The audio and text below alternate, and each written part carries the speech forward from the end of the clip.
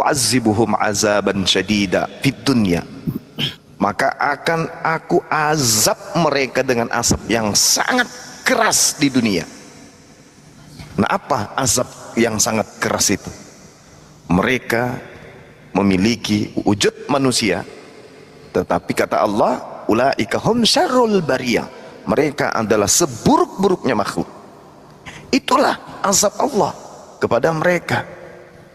Mereka tidak bisa membedakan antara garpu dan sendok, nggak bisa membedakan antara pipis dan kentut.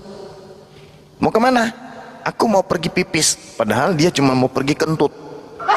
Nggak bisa bedakan itu. Dia nggak bisa bedakan antara tangan kiri, tangan kanan. Bahkan untuk sekedar menghitung saja, 1 tambah 1 tambah 1 sama dengan berapa, mereka nggak bisa. Asap. Allah sudah mengatakan itu, fa'u'azzibuhum azaban syadida fid dunya. Mereka orang-orang kafir yang bercerita tentang Allah tanpa berdasarkan firman Allah, berbicara mengenai sebuah perkataan tapi bukan berasal dari Allah, maka kata Allah, mereka akan aku azab dengan azab yang keras di dunia. Lalu azabnya di akhirat, kata Allah, di akhirat jauh lebih besar lagi azabku. Dan bagi mereka, wa ma lahum min nasirin, tidak ada penolong sama sekali. Nah, ini makanya kalau kita berhadapan dengan teman-teman orang Kristen, umat kita, umat Islam itu pasti terheran-heran, kenapa lah ini mereka ya, udah dijelasin baik itu melalui Bible, melalui Al-Quran, tapi mereka nggak pernah bisa paham. Alasannya karena mereka kena azab. Yesus manusia, ya, tapi dia juga Tuhan. Nah, kan aneh kan?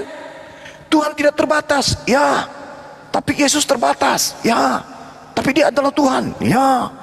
Benarkah Yesus itu Tuhan? Ya. Bukankah Tuhan tidak terbatas? Betul. Bukankah Yesus terbatas? Ya. Sebagai manusia memang. Konyol bener lah orang-orang ini.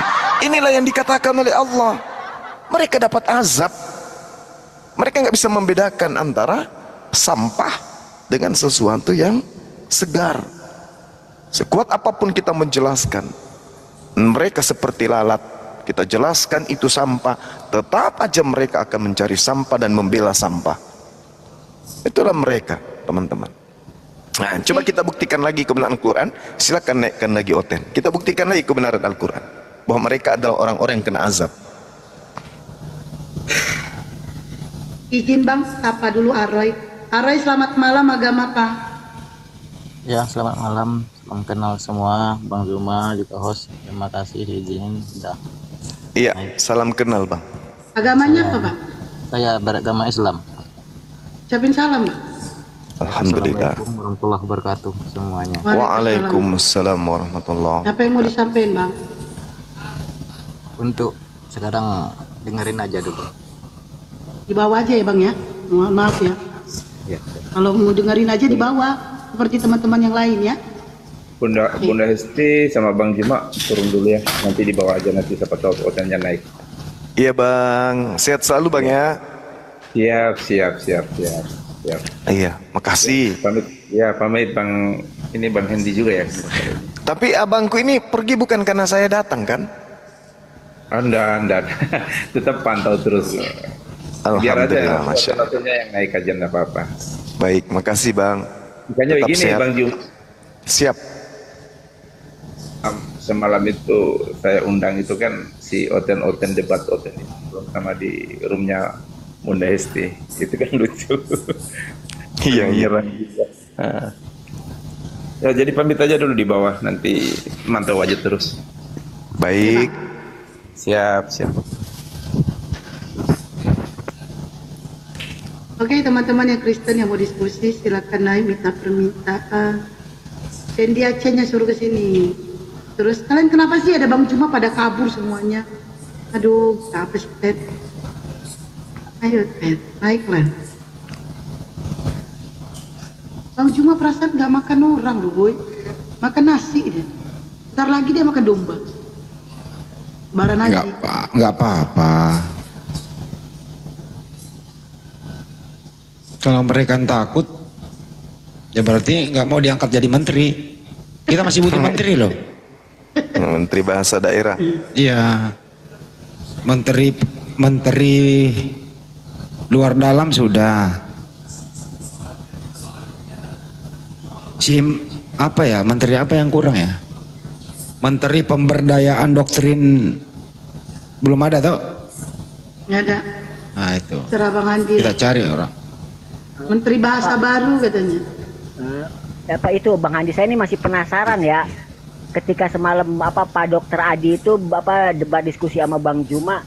Ini kan dokter akademis ya. Kok bisa-bisanya ya dia sampai ngeluarin kata keluarlah roh sahadat. Ini baru loh pertama kali saya ngedenger loh. Sama Bang Juma lagi ya kan semalam. Ini yang ngomong siapa sih? Gua nggak denger. Tahu aku pun nggak kenal pun dia. Aduh. Aneh aja kurang satu menjelasin. Saya kenapa ya Allah? Saya selalu dijolimi walaupun Oke, jolimnya gratis. bentar dulu. Mas M, selamat malam. Ya, apa yang mau disampaikan Mas M? Ayo. Mas M. Memang Ayo, sebenarnya berani kalau ngomong langsung depannya. Ini kalau saya nggak depannya, Mas gini M. loh, kalau nggak ada Oten, ya memang Imrus jadi objek derita, nggak apa-apa. Mas M. Ayo ini ngomong langsung sama saya. Bang Handit yang lain bukan saya. Ayo Mas M, ngomong langsung. Apa yang mau disampaikan? Mas M. Udah turunin aja. Mas M. Halo. Mas M. Lah dari tadi typing katanya I love you, I love you, I love you. Coba ngomong langsung sama saya I love you coba. Mas Udah M. jangan diomelin anak orang udah. Nah di bawah aja ya.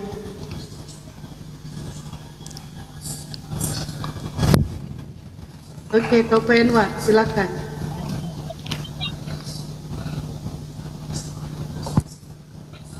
Mungkin aja nggak apa-apa, ada yang mau bertanya mungkin gitu.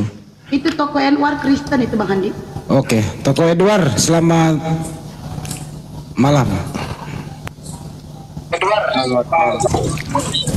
Waduh. Gimana Bang Edward, ada yang mau ditanyakan? Belum masuk. Belum mendengar. Oh, Bang Edward Kristen ya? Ya. Kenapa Anda menjadi Kristen? Matiin aja lampu yang di sini, Sa. Ini yang terangin. Dengan perlu dijawab. Kenapa? Coba saya balik. Kenapa kamu jadi Islam? Apa? Kenapa kau jadi Islam? Bang Andi kayaknya noise. Kenapa kamu jadi Islam? Karena Yesus itu Muslim, bukan Kristen. Yesus itu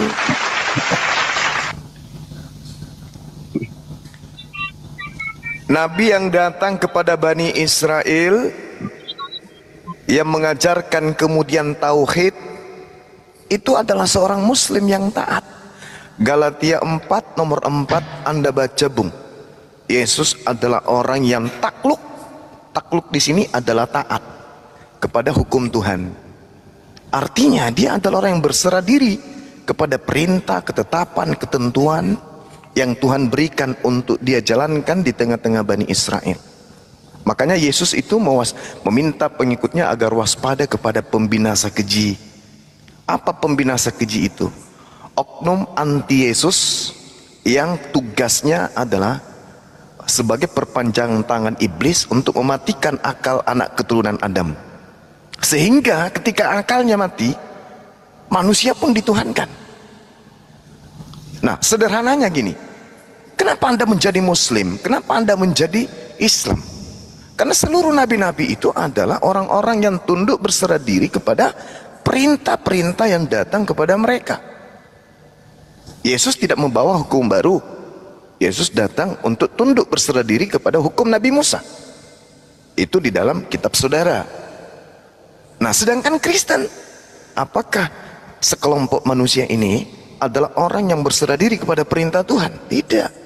Kristen itu adalah kelompok manusia yang anti terhadap ajaran Tuhan. Itu pasti tuh, dan saya bisa buktikan. Jadi kenapa kami Islam? Karena para nabi-nabi juga Islam. Apa yang akan kita buktikan? Yang kamu omong tadi itu? Ya, Apa yang oke. membuktikan? Iya. Yesus ketika dia datang kemudian menyeru di dalam Yohanes, Datang di mana? Datangnya di mana? datang ke muridnya, ke umatnya Bani Israel, bukan Bani Romawi, bukan Bani Paulus, bukan Bani Kristen. Dia datang ke Bani Yahudi, Bani Israel. Apa yang Yesus ajarkan? Akidah. Akidah apa yang Yesus ajarkan? Islam. Apa buktinya dia Islam? Dia mengajarkan damai sejahtera. Ketika ditanya, guru, apa yang harus aku lakukan sehingga aku memperoleh hidup yang kekal? Yesus menguraikan semua runutan perintah-perintah Tuhan. Jangan membunuh, jangan berzina, jangan bersaksi dusta, hormati kedua orang tuamu, dan seterusnya. Itu adalah hukum kasih yang Tuhan ajarkan kemudian di dalam umat Yahudi. Ulangan 11 nomor 1, Yosua 22 nomor 5. Yesus pun mengimplementasikan itu dalam kehidupan keberagamaannya. Yesus tidak membantah hukum Taurat. Yesus tidak melanggar kemudian apa yang Tuhan titipkan kepada dirinya. Sedangkan Kristen beda. Kristen itu adalah kelompok di luar Yahudi. Dia adalah kelompok bidat, kelompok yang tidak dikenal kemudian. Tetapi Yesus sudah mewanti kepada muridnya agar waspada kepada Kristen, karena Kristen itu adalah serigala yang nyamar seperti domba. Nah, inilah yang dimaksud sebagai kelompok pembinasa keji. Itulah kalian. Nah, kenapa saya katakan bahwa Yesus itu Islam? Pertama, Yesus menyatakan tiada Tuhan selain yang mengutus dirinya dan menyatakan dirinya sebagai utusan Tuhan. Kedua, dia menyatakan bahwa dirinya adalah rasul yang berkata-kata bukan dari dirinya sendiri, tetapi apa yang disampaikan adalah apa yang diperintahkan untuk ia sampaikan sebagai dakwah dia kepada Bani Israel. Cakupannya di situ. Dia mengaku, aku diutus hanya kepada domba yang sesat. Maksudnya dia diutus kepada umat Israel yang sesat. Mana dalilnya? Di dalam Al-Quran surah As-Saff ayat 5 apa ya? Ayat 6. Wa isqala Isa bin Maryam, ya Bani Israel, ini Rasulullahi ilaikum. Di dalam kitab Matius 15 nomor 24 pun sama. Aku diutus hanya kepada Bani Israel yang sesat saja. Nah, itu dalilnya. Anda tidak akan pernah menemukan pengakuan Yesus, aku diutus untuk seluruh umat manusia. Itu tak akan pernah Anda temukan. Kecuali mungkin ke depan ketika kitab Anda kembali direvisi. Itu tidak ada dalam kitab saudara. Tak ada itu. Makanya dia mengatakan, inni Abdullah ataniyal kitaba wa ja'alani nabiyan.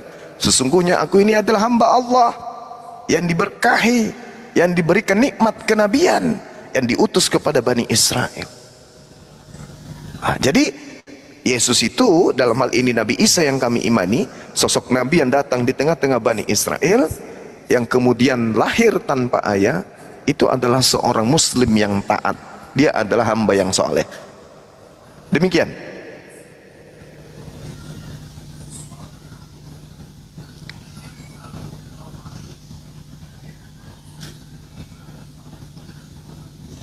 Bro, bro jangan diam. Bro jangan diam. Edward. Waduh, Pak Edward mah gak ada perlawanan mah.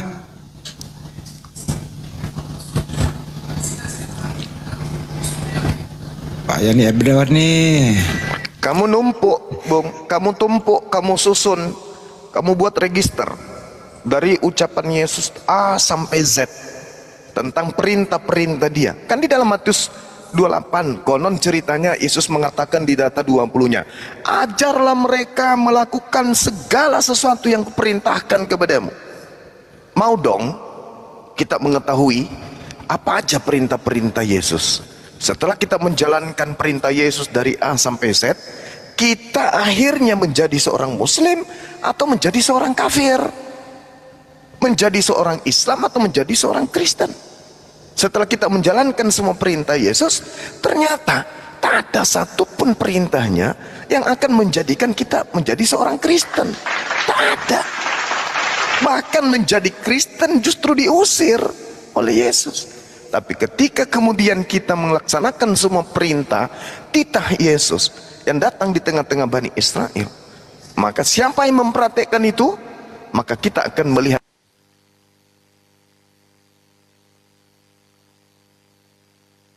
Waduh, main report ini. Waduh, nggak benar main report. Kok main report sih? Aduh, kok begini sih Oten nih? Pak Edward nggak nge-report kan ya? Saya tanya langsung nih Pak. Mohon maaf ini. Ya, Bapak berdiri di atas di sini nggak nge-report ya? ya. Saya tanya sekali lagi Pak. Karena dari tadi Bapak diam Ya. apa? Pak Edward. Tidak. Ah, ya kok omong sudah. Saya Oke. tidak omong, saya tidak report. Oke baik, terima kasih. Mohon maaf ya. Bang Handi silakan lanjut. Tidak, sudah bilang bahas sudah.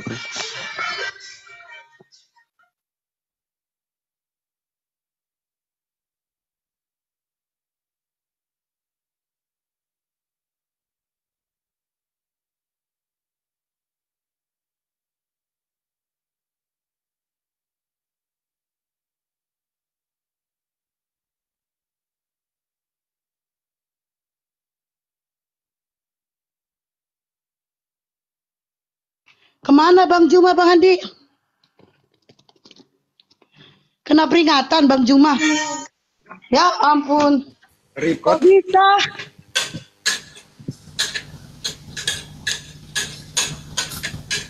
Bang Juma kok bisa kena peringatan? Bukan peringatan, itu kena report itu. Iya, kenapa kena bisa report? Ya ampun. Biasa. Ibarat Bahasa Yesus ngomongnya pada bahasa. zaman itu. Oke, Enwar silakan. Enwar. Padahal Bang. Iya, lanjut Bang Juma. Lanjut. Sama dengan Iya. Bang Juma. Omong dulu sampai habis. Lanjut Bang. Baik. Makasih. Tuntaskan Bang, tuntaskan. Kayaknya mau dapat ajaranmu, Bang. hidayah dia nih. Dia ketawa dia. Iman jangan goyang. Tuntaskan Bang Juma. Silakan. Oke. Jadi ketika kemudian Nabi Isa alaihissalam diutus oleh Allah kepada Bani Israel, kemudian beliau tidak sedang baik-baik saja. Beliau datang pada kaum yang tegar tengkuk. Jangankan beliau, Nabi Musa aja yang nyata-nyata menyelamatkan mereka dari perbudakan Mesir, dari penjajahan, bahkan memberikan tanah yang memerdekakan mereka. Apakah kemudian mereka taat kepada perintah Nabi Musa? Tidak. Apa pembuktiannya? Al-Quran membuktikan itu. Lalu kemudian Yesus di dalam Bible juga membuktikan itu. Contoh di dalam Al-Quran surah As-Saff, bagaimana Nabi Musa ya merintih di depan Allah. Apa kata Nabi Musa? Wala kata'lamuna, kata Nabi Musa alaihissalam kepada Allah. Dia merintih, dia mengeluh tentang Bani Israel. Wa isqala Musa liqaumihi ya qaum lima tu'zunani wa qad ta'lamuna anni, kata Nabi Musa alaihissalam, wahai kaumku, mengapa kau menyakiti aku? Liqaumihi ya qaumi lima tu'zunani, mengapa kau selalu menyakiti aku? Wa qad ta'lamun, padahal kalian itu tahu, kalian paham, kalian melihat, kalian merasakan betapa aku telah meminta kepada Tuhanku untuk menyelamatkanmu, memberikan kebahagiaan untukmu, bahkan memberikan makan, bahkan memberikan tanah untukmu. Tapi kenapa kamu selalu menyakiti aku? Wa qad ta'lamuna anni, padahal engkau itu tahu, ini aku ini, anni aku ini Rasulullah ilaikum, utusan Tuhanmu untuk kalian. Kenapa kau selalu menyakiti aku? Kata Nabi Musa. Nah, lalu ketika datang 1400 tahun kurang lebih, Tuhan mengutus kembali utusannya bernama Nabi Isa di tengah-tengah Bani Israel, keturunan dari umat Nabi Musa alaihissalam. Apa kata Nabi Yesus di dalam kitab saudara Matius 23 nomor 2, nomor 3 dan seterusnya, sampai satu perikop pun sampai data nomor 36. Apa kata Yesus? Wahai murid-muridku, orang-orang Yahudi, orang-orang Farisi, ahli Taurat telah menduduki kursi Musa. Artinya apa? Dia menjadi imam, menjadi rabi, menjadi mahkamah agama. Tetapi apa yang mereka lakukan? Mereka tidak mempraktekkan apa yang ada di dalam hukum Taurat. Mereka hanya mampu mengajarkan orang. Demi apa? Fulus. Hanya bisa minta perpuluhan pajak. Tetapi mereka sendiri tidak melaksanakan hukum Taurat itu. Coba Anda baca Matius 23 tuh. Apa kata Yesus? Wahai muridku, jangan ente mengikuti mereka. Dengarkan apa yang mereka katakan, tapi jangan mengikuti perbuatan mereka. Sebab mereka mengatakan sesuatu sementara mereka tidak mempraktekkan. Sekarang apa bedanya dengan Kristen? Mereka mengambil kitabnya orang Yahudi dalam bentuk terjemahan Septuaginta, lalu ditempelkan bersama dengan kitab kanonik dan surat-surat Paulus. Habis itu mereka kemana-mana tampilkan diri, wah kami ini adalah pengikut Nabi Musa, kami ini adalah anak-anak Tuhan, kami ini adalah penerus Israel, kami ini adalah Israel rohani, kami ini adalah pengikut Yesus Kristus. Katanya segitu. Oh, pandai kali cerita tentang hukum Tuhan, pandai kali. Coba lihat pendeta-pendeta itu, oh ngeri kali kok mereka bicara tuh tentang hukum Taurat. Hukum Taurat lagi dibuatnya lah tiga bagian, seremonial dan seterusnya dibuat-buatnya. Ya, mereka pandai kali bercerita tentang bagaimana Tuhannya Nabi Musa, bagaimana Abraham, bagaimana Hagar, bagaimana Ismail, bagaimana Ishak, bagaimana hukum Tuhan. Wah, pendeta dan pastor itu paling jago cerita. Tapi pada prinsipnya mereka sama dengan orang Farisi. Sunat aja kagak. Mereka itu malah semua perintah Tuhan dilanggarnya. Tapi kalau cerita tentang anak-anak Elohim, oh tentang Yahweh, Bapa kami yang di surga, wah Kristen paling hebat tuh, pintar kali jagonya. Ceritanya itu paling hebat tuh Kristen.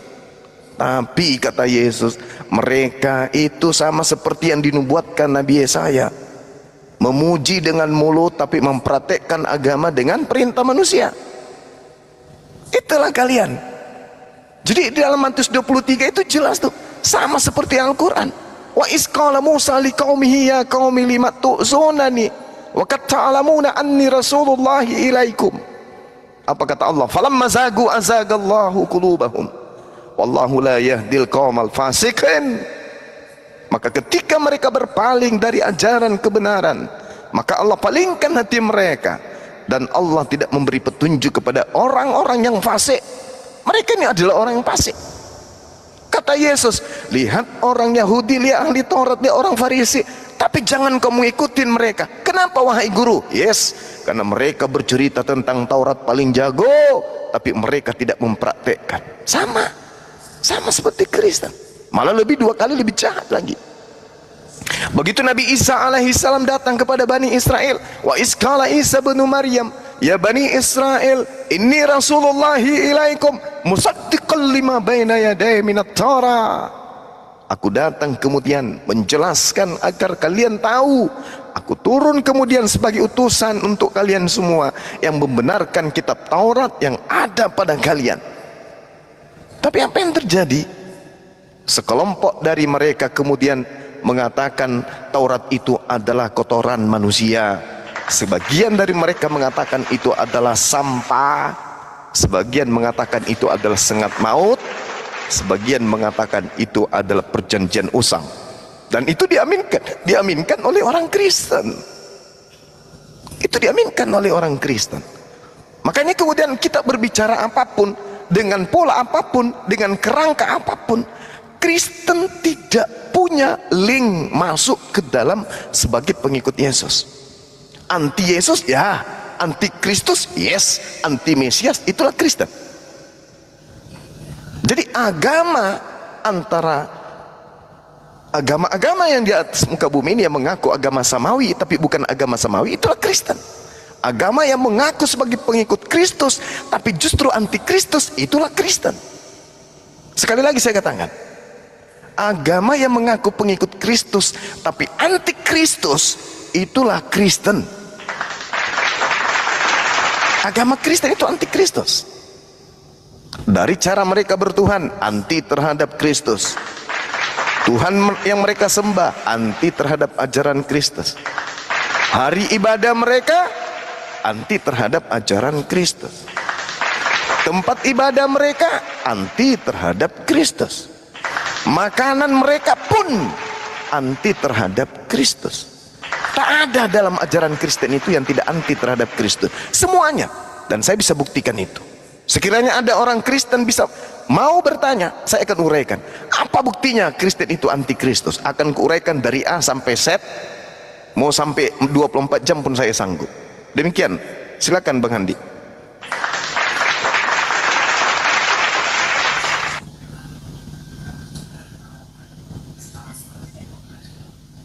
Oke Bang, oke.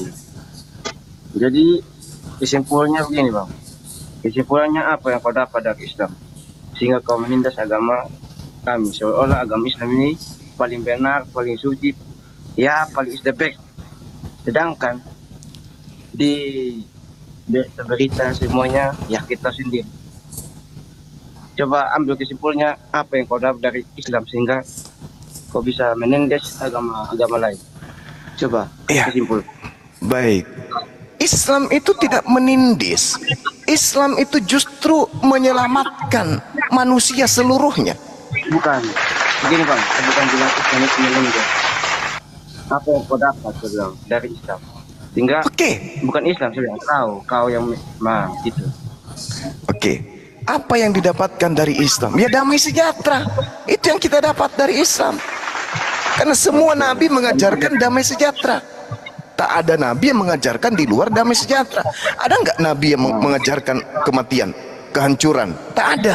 Semua nabi itu mengajarkan damai sejahtera. Al-Maidah ayat 3, Yeremia 29 ayat 11. Aku tahu rancanganku ayat 11. Aku tahu rancanganku tentang kalian, yaitu rancangan damai sejahtera. Yesus pun mengatakan demikian. Aku tinggalkan damai sejahtera untuk kalian. Nah, ada nggak Nabi mengajarkan aku? Ya, silakan. Izin. Jadi diajarkan damai sejahtera. Ya. Yes.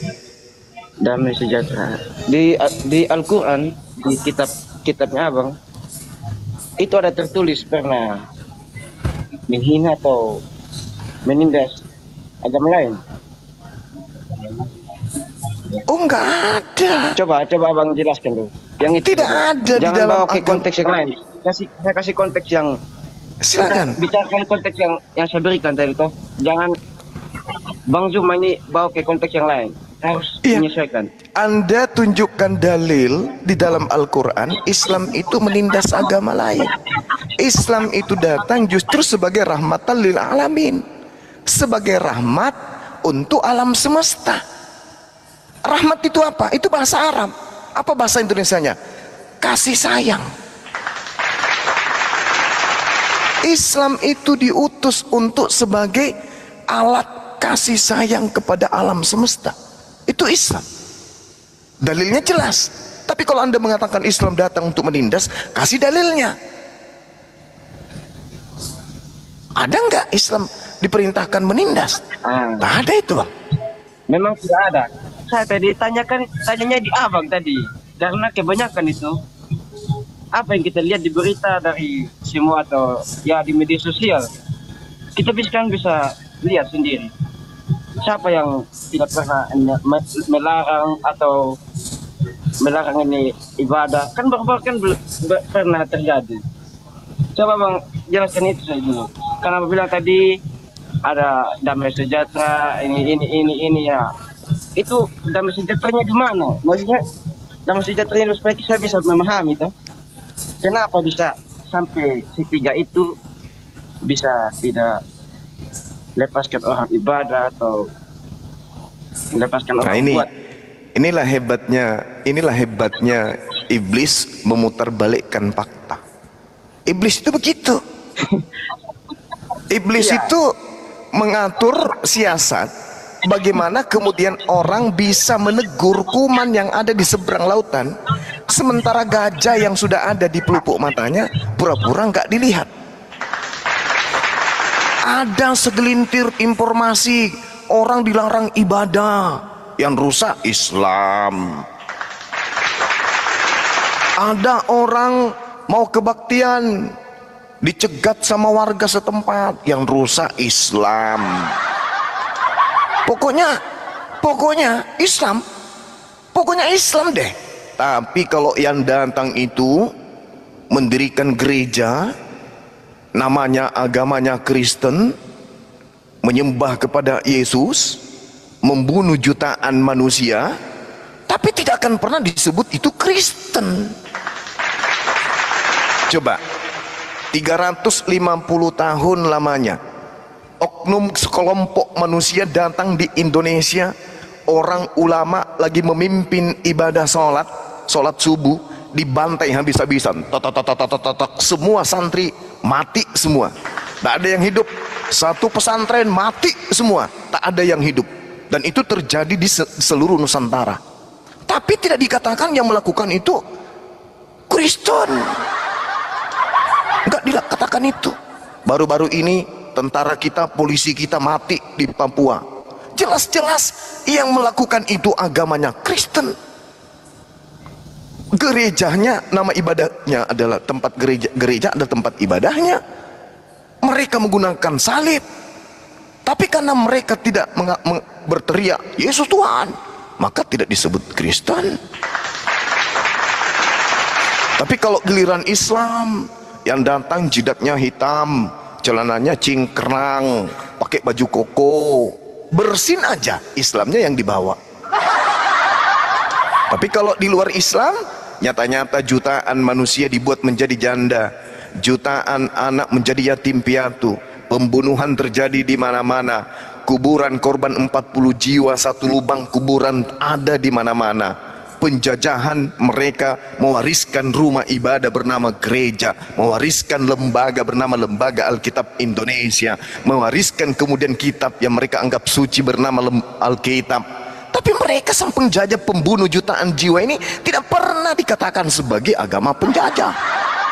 Pasti yang dibilang, oh itu kan penjajah Belanda. Tapi kalau giliran yang teriak Allahu Akbar, wah sudah Islam ini, Islam, pokoknya Islam. Tapi Sambo membunuh sesamanya Kristen, sama-sama anak Tuhan katanya, tak ada yang bawa Kristennya. Itulah cara iblis bekerja. Iblis itu selalu memperlihatkan sisi yang baik menjadi buruk, sisi yang buruk menjadi baik. Itulah iblis. Kalau Islam mah jujur, Islam itu kesandung batu Allahu Akbar, Islam bersin Allahu Akbar, Islam lihat cicak jatuh Allahu Akbar. Semua setiap apapun momentum Allahu Akbar, Subhanallah, Allahu Akbar, Subhanallah. Sampai-sampai orang Kristen juga ikut-ikutan. Kebakaran bukannya panggil Yesus, tapi panggilnya Allah. Saya di pesawat, Bung. Pesawat saya hampir jatuh turbulence pada saat itu. Nyata-nyata badannya hitam, rambutnya krinyol. Bukan hanya itu, pakai singlet, bulu badan di mana-mana. Habis itu dia pakai kalung salib. Kalung salibnya itu nggak main-main, kayak telunjuk besarnya. Begitu pesawat oleng, bukannya dia panggil halilintar, dia malah Allahu Akbar, Allahu Akbar. Kenapa demikian? Saking seringnya mendengarkan kalimat itu.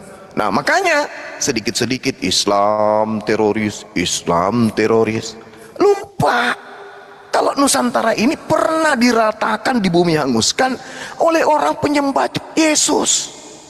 Sementara mereka sadar mereka menjadi Kristen itu karena mengikuti agama warisan.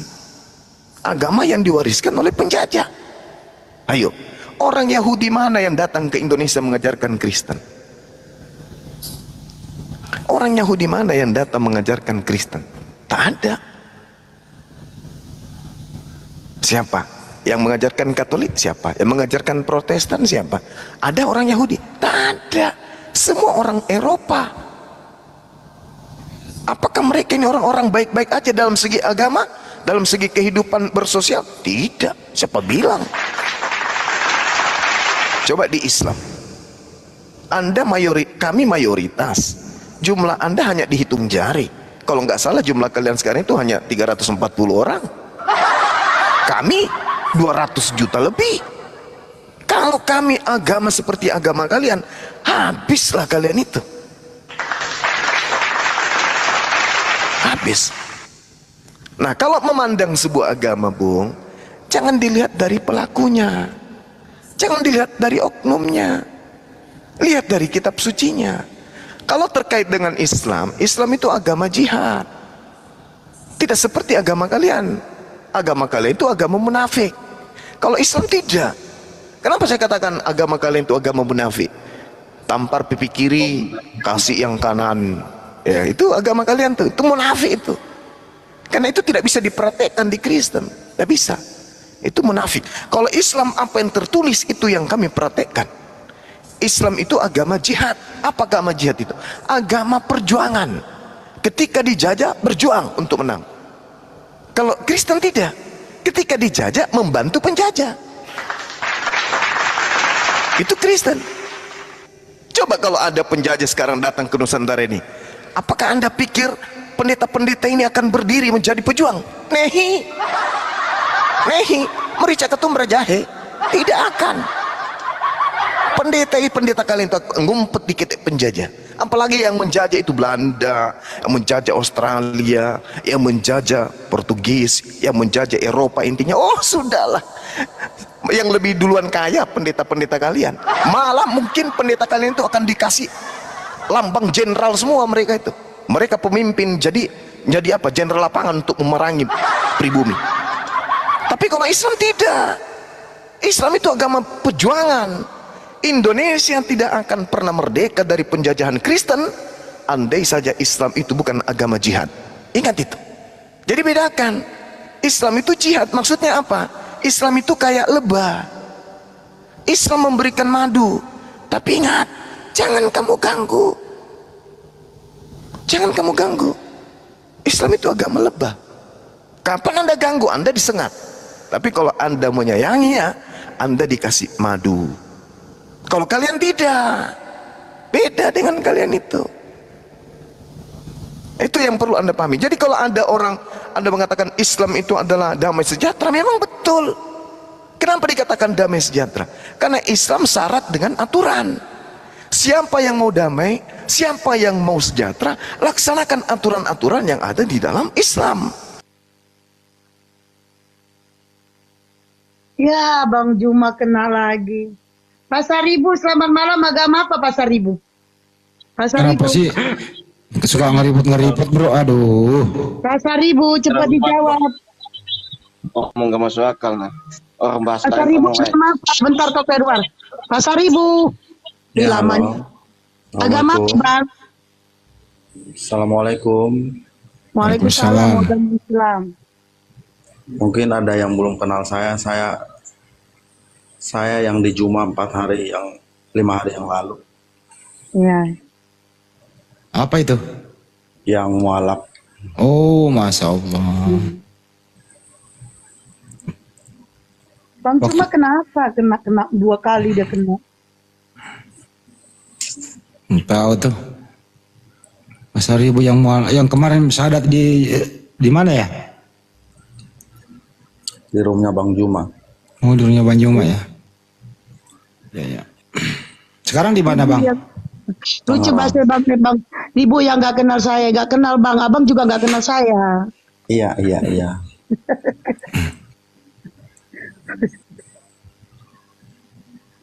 Mana Bang dah?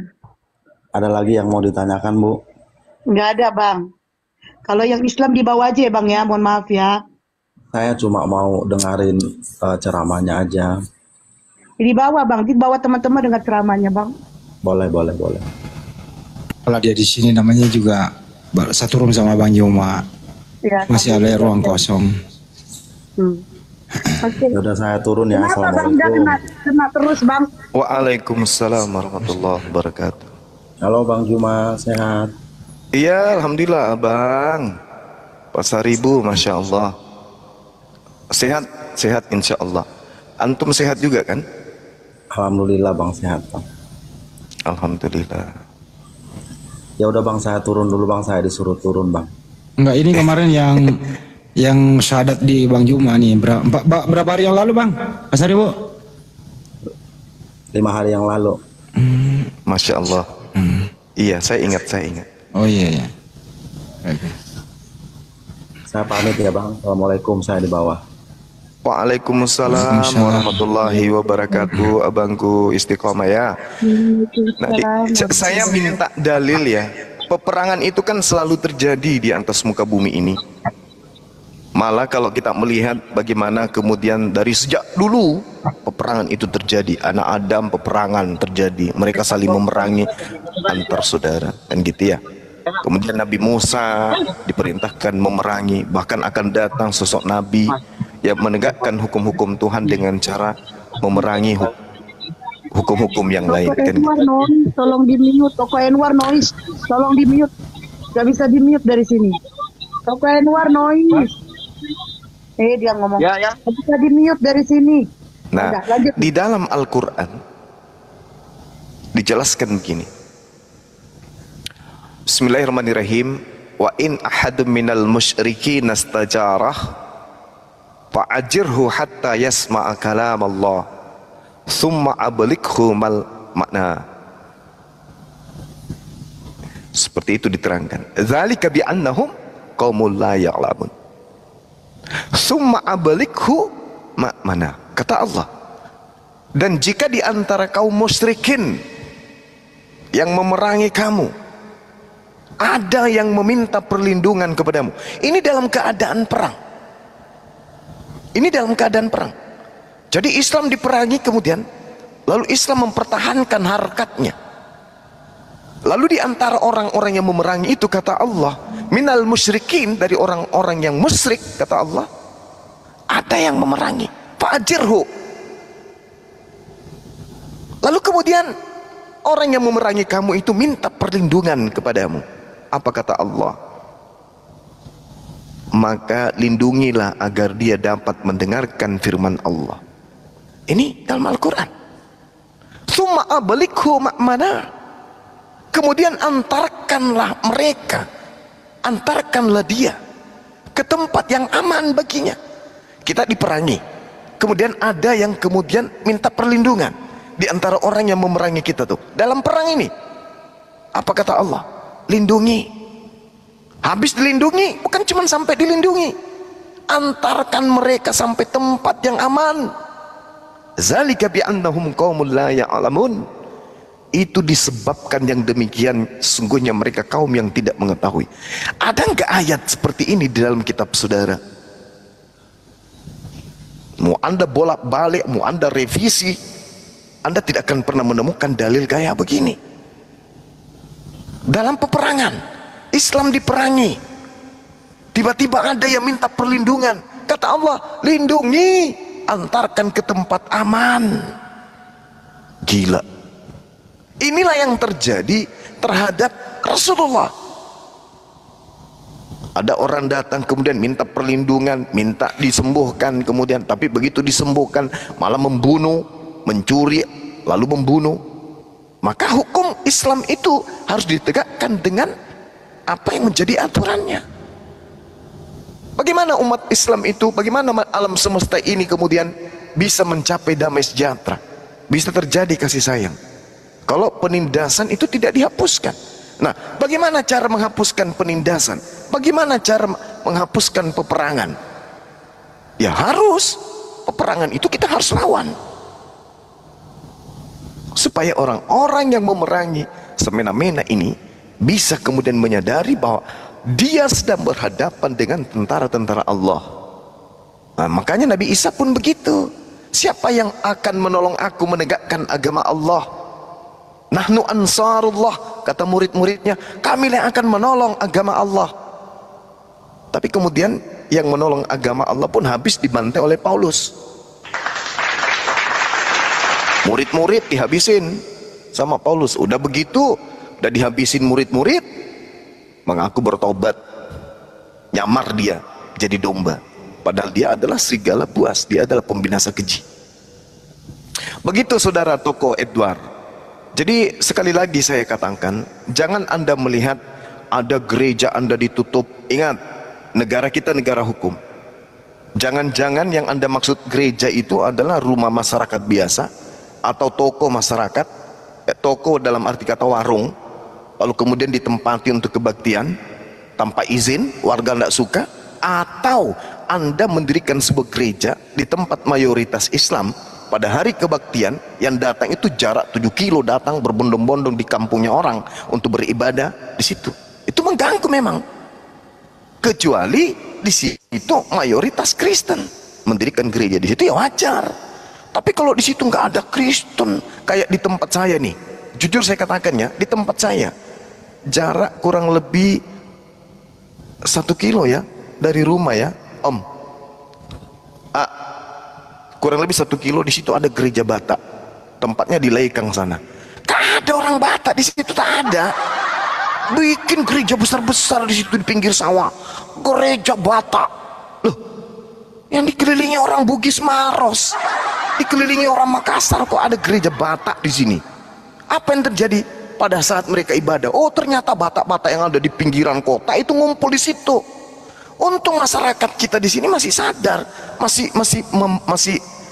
apa istilahnya ya? Masih memaafkan itu. Bagus kalau yang muda-mudi datang motornya sudah racing, knalpotnya racing datang, habis itu masuk di rumah ibadah mereka nyanyi entah apa-apa di dalam kayak orang kesurupan. Di sini pemukiman Bugis, coy. Mereka mendirikan rumah gereja orang Batak. Orang Bataknya tak ada di sini. Pendetanya pun tak tinggal di situ. Nanti hari ibadah baru mereka datang. Apa enggak mengganggu orang? Mengganggu lah. Untung saja masyarakat Makassar ini toleransinya tinggi. Makanya udah biarkan aja, anggap saja itu adalah suara tokek. Anggap aja itu kodok lagi bernyanyi. Kami nggak peduli dengan itu. Tapi tidak semua masyarakat bisa nerima kayak gitu. Tidak semua. Kalau Anda mau bukti silahkan datang. Saya tunjukkan tempatnya. Ada gereja besar didirikan dekat rumah saya, tak ada penduduk Kristen di situ, tak ada. Kalaupun ada orang-orang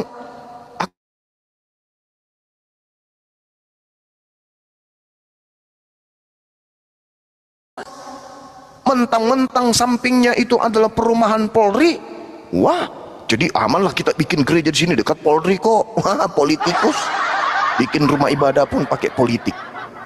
Padahal situ nggak ada orang Batak di situ. Gereja Bataknya. Kalau ada Anda penasaran silakan datang tempat saya. Kuperlihatkan gereja itu. Inilah yang biasa memicu masyarakatnya. Datang ke situ, kumpul hari Minggu ratusan datang entah apa-apa, udah macet jalanan, datang lagi ke sana. Lain cerita kalau memang warga setempat di sana, wajar. Ini bukan warga setempat datang di situ. Tapi alhamdulillah warga kita di sini ya memberikan ruang untuk itu ibadah. Tapi di tempat lain belum tentu bisa nerima itu. Seperti itu, Bung. Jadi memang teknik di dalam kristenisasi mendirikan gereja-gereja di pemukiman Islam, walaupun tidak ada orang Kristen di situ. Apa tujuannya? Istilah mereka itu membikin kandang dulu, terkait dombanya belakangan. Itu makanya nanti ketika ada yang sakit, ada bencana, wah datanglah tuh orang-orang tuh bawa Indomie, didoakan pakai nama Yesus. Habis itu kalau tidak sadari, tidak ada apologet Islam, lama-lama yang tadinya pergi ke masjid yang dekat-dekat gereja itu belok kiri masuk ke gereja. Nanti anaknya kawin, akhirnya dikelilingi lah gereja. Entah 10 tahun kemudian gereja yang tadi dikelilingi orang Islam dikelilingi sama orang Kristen. Itulah hebatnya kalian. Cara-cara kayak gini yang kalian praktekkan. Makanya bikin gereja di mana-mana. Ada lagi tuh di daerah apa tuh, dekat MP.